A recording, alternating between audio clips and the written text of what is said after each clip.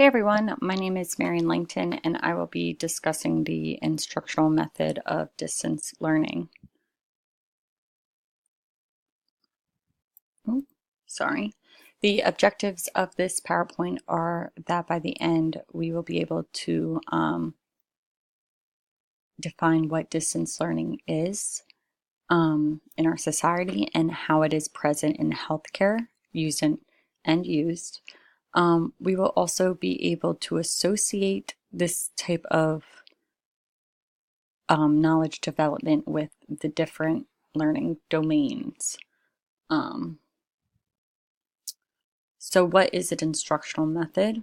Our textbook defines this as the way information is taught that brings the learner into contact with what is to be learned. So basically these are teaching and learning techniques, facilitating knowledge and growth development, and how that information is communicated to the learner and in what settings. Distance education. So this basically means that there is a physical separation between the learner and the educator. They are not at the same location while the learning process is taking place. So we see this in remote settings. It's not your traditional classroom. You can learn at home, at work, in a coffee shop, etc. It really attracts a worldwide audience. So you are not confined to your local institutions and courses. The information extends beyond your local community, giving you a wide variety of options to learn from. It also uses a collaborative approach to learn. So it facilitates learning using content and components of text, sound, graphics, videos, presentations, animations, and simulations to really get the point across and teach. Also, distance learning uses two different approaches, the digital and correspondence learning. So digital is your classic online course like this course, and your correspondence is, let's say, this is my personal experience. I purchased material to get a personal training certification many years ago. So in the mail, I received a textbook, a workbook, and a final exam. At the end, I sent back my final exam and final project, and pass or fail, I received the, as long as I passed, I received the certification in the mail.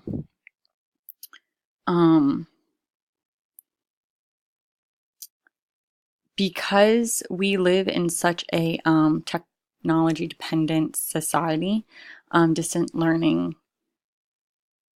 tools really are ever changing and evolving to meet the needs of our current generation. Distance learning. So distance learning is an individualized learning experience.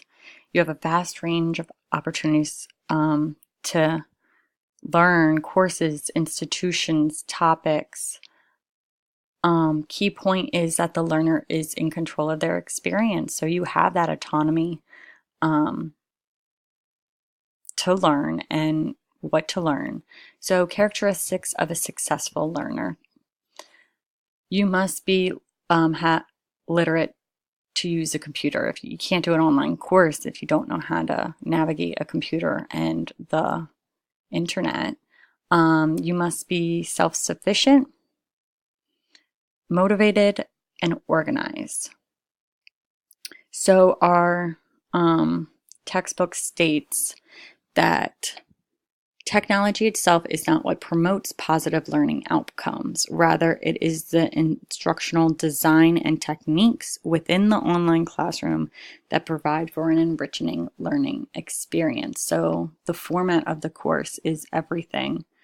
It must be easy to understand, learn from, interact with, and process. Basically, the quality of content equals the quality of education.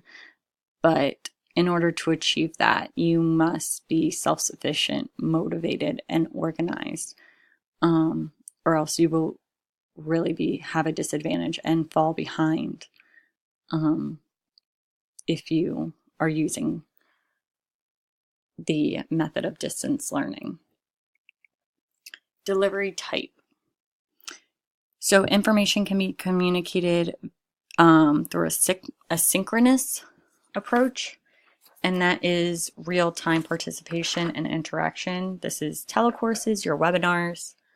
Also, an asynchronous approach is done at participation and interaction is done at your convenience. So this is like this course and all online courses. And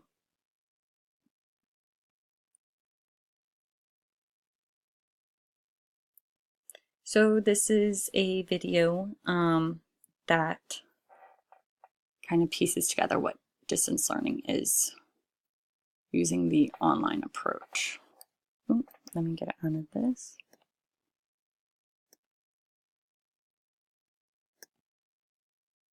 Anywhere, anytime. Online courses can be taken in multiple settings and are available 24 hours a day, 7 days a week, to better accommodate your busy schedule. Your training can take place on the road, in the cafe, or any other place you have an internet-accessible computer. Learn what you really need. Learners may have the option to select learning materials that meet their level of knowledge and interest. Travel costs. Reduces travel costs and time needed to travel to and from school. Learn at your own pace. When a student sits in the lecture, he must adapt himself to the rhythm of the class. One cannot linger on which some students don't understand. There's also no opportunity to run ahead and to skip on points that to certain people seem clear and to others not. Of course, when the student is in control of the pace of the lesson, as he is via the internet, he can do as he desires. He can skip ahead, return backwards, stop the lesson, and to be helped with the online material so he gains a proper understanding of the subjects. It's possible to view 3 consecutive lectures at the same time, so it saves time, and it's possible to view just parts of lectures. Okay. So, how is this associated with the domains of learning? Communication technologies have reshaped our world. We've created the largest knowledge network ever known. It's accessible to anyone, anywhere. Sorry.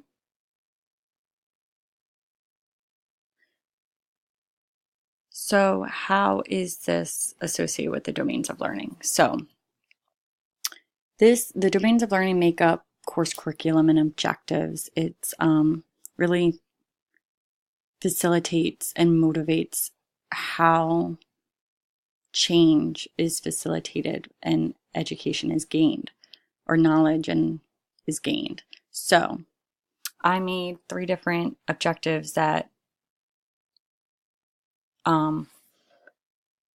are parallel with distance learning and are distance learning specific. So cognitive, the knowledge domain. After choosing an instructional method and reviewing the text, the student will illustrate a PowerPoint outlining the method's key points. The key verbiage here is illustrate and outlining. The affective attitude domain. In this week's discussion board, the student will express their personal thoughts regarding the use of virtual doctor visits after completing the case study. Key verbiage here is express thoughts, personal thoughts. Psychomotor skill domain, After completing the online simulation assessment, the student will perform accurate auscultation and locating the 5 heart sounds in clinical. So you can really facilitate this knowledge development using online courses, PowerPoint slides, recordings, computerized simulation, video demonstration, and instruct self-reflection to take place. Distance learning, advantages and disadvantages. So the pros and cons. The advantages, it is accessible, flexible, and efficient. Disadvantages, accreditation, learning styles, and social interaction. So we already basically explained the advantages, but the disadvantages are that if a quality assurance program does not approve the curriculum and institution, then it's not accredited, and that is very important if it's going to be accepted by different facilities, work environments, etc., or licenses. Learning styles, it's hard to really develop it and evolve psychomotor changes, and so that is difficult. Also, learning styles, you really need to know what type of learner you are to succeed with distance learning. Social interaction is you don't have that active participation and instruction taking place, and people really fall behind with that. Format is everything as well, and the instructional design and techniques used in the online classroom aren't ideal for everyone. So examples of distance learning in healthcare. As a doctor, nurse, respiratory therapist, physical therapist, etc., you can gain higher education while working and maintaining your license. You can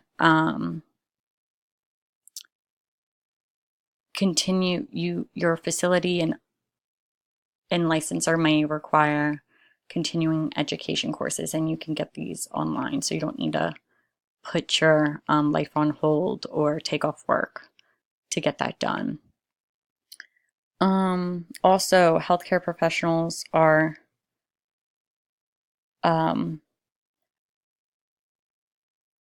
having clients and communities learn through support groups and client education. So let's say if you need information on diabetic management